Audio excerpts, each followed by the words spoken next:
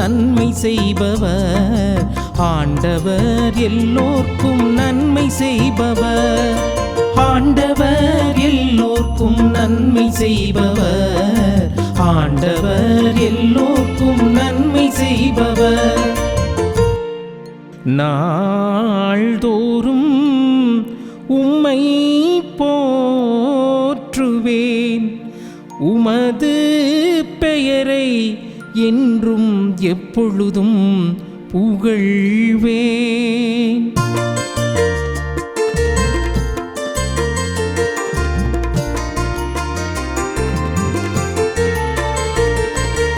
ஆண்டவர் எல்லோர்க்கும் நன்மை செய்பவர். ஆண்டவர் எல்லோர்க்கும் நன்மை செய்பவர். ஆண்டவர் எல்லோர்க்கும் நன்மை செய்பவர். ஆண்டவர் எல்லோர்க்கும் நன்மை செய்பவர். ஆண்டவரே, நீர் உருவாக்கிய யாவும்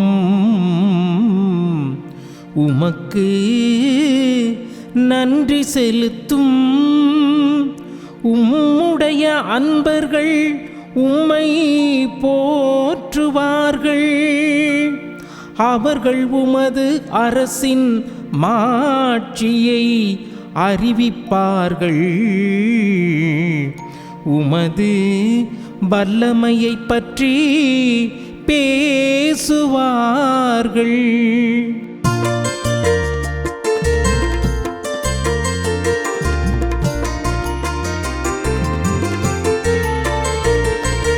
ஆண்டவர் எல்லோர்க்கும் நன்மை செய்பவர். ஆண்டவர் எல்லோர்க்கும் நன்மை செய்பவர். ஆண்டவர் எல்லோர்க்கும் நன்மை செய்பவர். ஆண்டவர் எல்லோர்க்கும் நன்மை செய்பவர். மானிடர்க்கும் வல்லமை செயல்களையும் உமது அரசுக்குரிய மாட்சியின் பேரொளியையும் புலப்படுத்துவார்கள். உமது அரசு எல்லா காலங்களிலும் உள்ள அரசு. உமது ஆளுகை தலைமுறை தலைமுறையாக உள்ளது.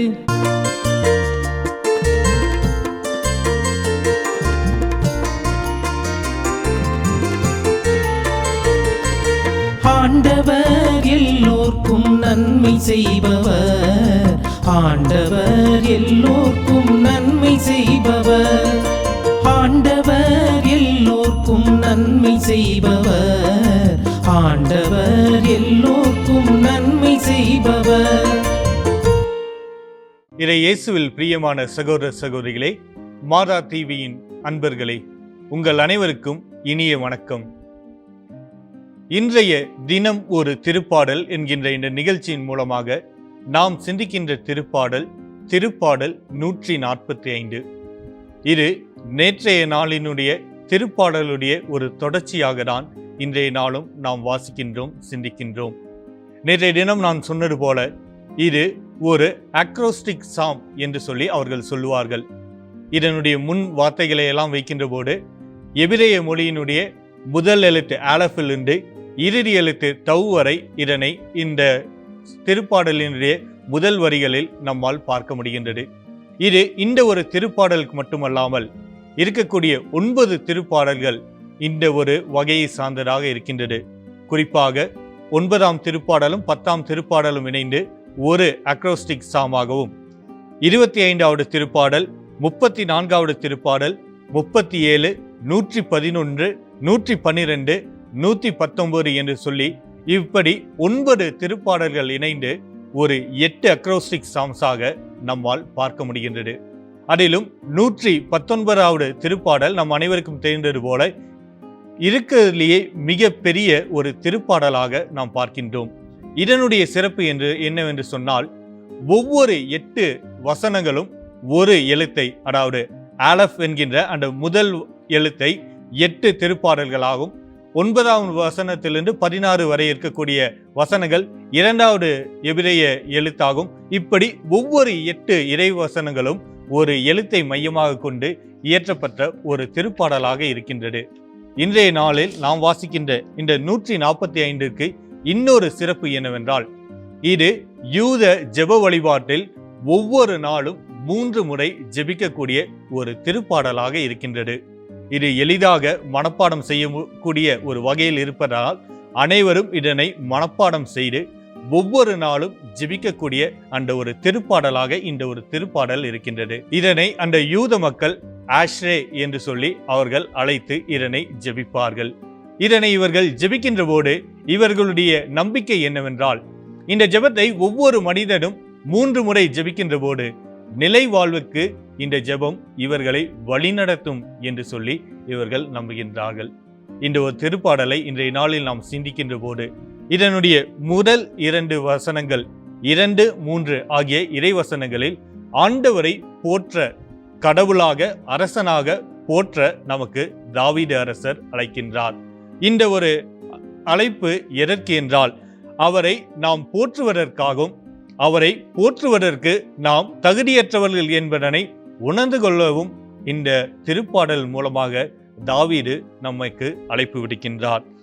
இறுதியாக 10 முதல் 13 வரை இருக்கக்கூடிய இறைவசனங்களில் நாம் பார்க்கின்ற போது படைப்புகள் அனைத்தையும் ஆண்டவரை போற்ற இந்த தாவீது அரசர் நமக்கு அழைப்பு விடுக்கின்றார். எதற்காக இந்த படைப்புகள் எல்லாம் ஆண்டவரை போற்றி புகழ்கின்றது என்றால், அவர் செய்த நன்மைத்தனங்களை எடுத்துரைக்க இந்த படைப்புகள் ஆண்டவரை போற்றுவதாகும்.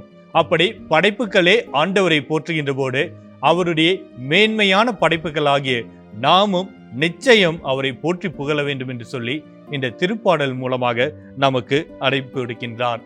ஆண்டவருடைய அரசை பற்றி அடுத்ததாக தாவீது அரசர் சொல்லுகின்றார். ஆண்டவருடைய அரசினுள்ள மக்களாக நாம் ஒவ்வொருவரும் இருக்கின்றோம். அப்படி அந்த அரசினுடைய மக்களாக நாம் இருக்கின்ற போது அந்த அரசின் மேன்மையையும் மாட்சிமையும் அந்த அரசருடைய வலிமையும் வல்லமையும் பற்றி மற்ற மக்களுக்கு எடுத்து சொல்லக்கூடிய அந்த ஒரு கடமை நமக்கு இருக்கின்றது என்று சொல்லி ஆண்டவர் நம் ஒவ்வொருவரையும் அழைத்திருக்கின்றார். இஸ்ரேல் மக்களாக நம் ஒவ்வொருவரையும் தேர்ந்தெடுத்திருக்கின்றார் என்றால் நம் மூலமாக அவருடைய மாட்சிமையும் மேன்மையும் மற்ற மக்களுக்கு நாம் எடுத்து சொல்லக்கூடிய பிள்ளைகளாக இருக்கதான் நம்மை அழைத்திருக்கின்றார். எனவே இந்த ஒரு மேன்மையான அந்த ஒரு கடமையை நாம் உணர்ந்து கொள்ள வேண்டும். நாம் மற்ற மனிதர்களுக்கு ஒரு முன் உதாரணமாக ஆண்டவரை அவர்களுக்கு கொண்டு செல்லக்கூடிய ஒரு கருவிகளாக இருக்க இன்றைய திருப்பாடல் நமக்கு அழைப்பு விடுக்கின்றது.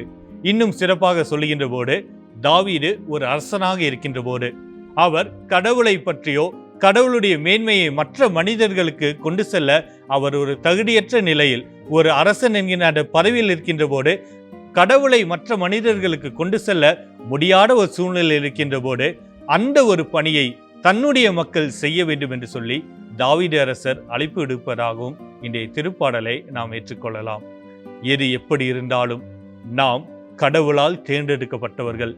நாம் மற்ற மனிதர்களுக்கு ஒரு முன் உதாரணமாக கடவுளை கொண்டு செல்லக்கூடிய பிள்ளைகளாக இருக்கதான் இன்றைய திருப்பாடல் நமக்கு அழைப்பு விடுக்கின்றது. எனவே திருப்பாடல் ஆசிரியரோடு இணைந்து நாம் ஜெபிப்போம். அன்பின் ஆண்டவரே, இதோ நீர் எங்கள் ஒவ்வொருவரையும் அழைத்து உமது மாட்சியையும் மகிமையும் மற்ற மக்களுக்கு எடுத்து செல்லக்கூடிய பிள்ளைகளாக எங்களை அழைத்திருக்கின்றீர். நீர் அழைத்த அந்த அழைப்பிற்கு உண்மையுள்ளவர்களாய் நாங்கள் இருக்கவும், உம்மை பற்றி மற்ற மனிதர்களுக்கு அறிவிக்கக்கூடிய பிள்ளைகளாக இருக்கவும் எங்களை பயன்படுத்தும். எங்கள் ஆண்டவராகிய கிறிஸ்து வழியாக உம்மை மன்றாடுகின்றோம். ஆமீன்.